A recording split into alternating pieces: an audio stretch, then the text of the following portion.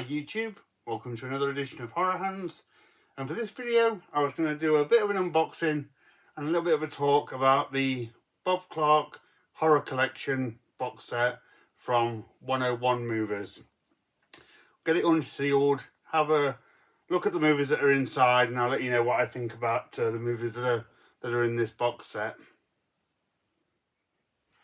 Okay, so I've just unsealed it, guys. So it does come with a J card, which I'm not a huge fan of these things. I don't really see the point of J cards, but that's the information that comes with that. This is the box set itself. Now it's already kind of annoyed me a little bit because when you remove the J card, you'll see there's no title on the box, which is a pet peeve of mine. Put the title on the box. I never understand why they don't do that, but you've got this cool imagery here. You've got the title on the side, and you've got this kind of cool image on the back here. The box set itself is nice and sturdy. It is a good quality release, so I am happy with that. And personally for me, Bob Clark is one of the most unsung names in the horror genre, principally for the three movies that are in this set. In here you've got a truly excellent horror film. You've got one of the most underrated horror films I've ever seen, and then you have a film that starts out a bit shabby, but actually when it gets going it's pretty good and has some pretty awesome looking zombies. So I'll start with that aforementioned movie, which is Children Shouldn't Play with Dead Things. This is the Blu-ray. Again, no title on the cover, so lose points for that. But these Blu-rays do have reversible artwork, which I think has slightly better artwork. It at least has titles on them. So I'm going to flip to those so you can see the reversible artwork as well. It's worth noting these covers do look good when they're all next to each other. I like the unified style of them. But please put the title on the covers. But yeah, we'll flip to the reversible artwork and yeah, I'll let you know a little bit about this movie. There we go. So Children Shouldn't Play with Dead Things is a zombie movie from the early 70s, and it's about this sort of like theatre troupe who are led by this really like mean-spirited theatre owner or the director or something like that, and he takes them to an island which has this big graveyard on it, and I think they just sort of try to get inspiration or get a feel for the next production, but of course they get besieged by zombies. Now the first half of this movie is really hard going. It's a very low budget film.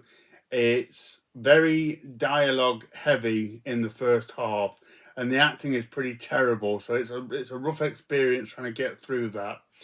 It has somewhat of a grindhouse feel to it, which is maybe some people will appreciate that in the first half. It's kind of the only thing it's got going for it, in my opinion. But by the second half, the zombies start to come out, and they look really cool. They're some of the best looking zombies you'll see in a movie. And then towards the end, they kind of attack this sort of house, this like barn area, and they have to fight back, and it's really cool. The movie does pick up in a really good way, and there's a couple of moments that remind me of the church scene in Zombie Flesh Eaters where they're trying to fight off the zombies. So Children Shouldn't Play with Dead Things is a very mixed bag for me. I hear a lot of people that do really like this one, which is great, but I do struggle with that first half and trying to stick with it and just trying to wade through the real kind of amateurish bad acting that's in this one. But for all of its faults, it does have some real flashes of brilliance, and you can sort of see the talent that Bob Clark has in the horror department when this one starts to pick up. So this would probably be the film that I start with out of these three if you haven't seen any, because they kind of just go up in quality after this. But yeah, if you're looking for a very low budget grindhouse zombie movie, you may get some enjoyment from this one. I found it to be a mixed bag, but it does have some great moments. But yeah, first movie in this box set is Children Shouldn't Play with Dead Things. Next up is the movie that I said is one of the most underrated horror movies that I've seen, and it's Deathdream. And I'll just put the reverse artwork in and we'll talk a bit about this movie. So this one comes with the alternative title, Dead of Night. I prefer Deathdream, but never mind. But whatever title it has, this is an excellent movie, and I very rarely hear anybody talk about this movie. But this was from around 1974, and in the film, the Vietnam War has just about ended, but there's this sort of just average family, and they get a knock at the door from Uncle Sam, and unfortunately, he's informing them that their son Andy has died in battle in Vietnam. So they're, of course, devastated by this and really upset. But a day or so later, Andy arrives back home, seemingly fully intact, and they kind of just think like it must have been a mistake, and they're just really happy that that Andy's back and that he's back safe and sound. Or is he? So yeah, there's something not quite right about Andy, and it becomes increasingly aware that he's not the person that he was and that something else was going on. And I'll leave it there because it's best not to know too much about Deathdream and just let this one unfold. But this one is so well put together. It's a great movie. I love the performance of Andy. I forget the guy who plays him. I've not seen him in many things, but he's really good. He's very kind of restrained for most of the movie. He just sort of stands around or sits around looking quite vacant, but just has this real kind of sinister, pale-skinned look about him. And yeah, it's obvious that something is not there that once was. And it kind of goes from there and gets a bit more intense. And yeah, this is just, I don't want to say too much because, as I say, this was just a good one to just put on and just see what happens in this one. It's a really, really good film. And as I say, I think more people should see this one and talk about it because it's a really well put together film. And as I say, one of the most underrated films that I've seen. So definitely, if you get this box set or not, definitely try and check out Deathdream. It's a really good movie. And the third movie in this box set, and probably the most popular and the one that most people have seen, is Black Christmas. So Black Christmas, now kind of famous for being the first slasher movie.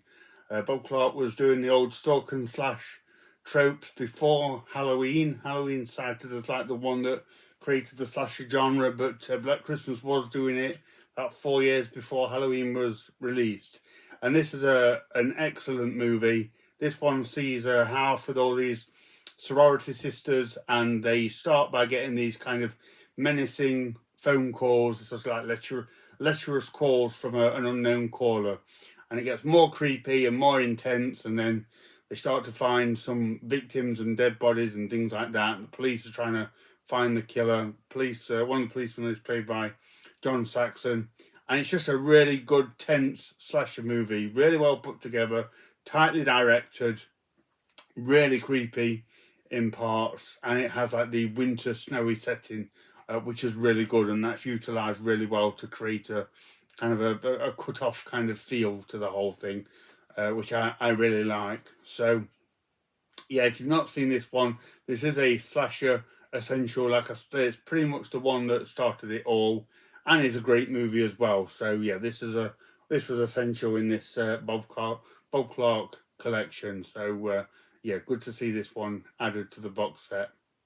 So the box set also comes with a book, just a little slimline one, and it's got information in it about all the films. I don't usually read the books all that much because I like to try and keep them intact, but yeah, you get a book with it, and you get a few lobby cards as well, which are just the covers of the Blu-rays, the titleless Blu-ray covers. It's just them, so they're also included in the set as well. So there we go, guys. That is the Bob Clark horror collection from 101 Films.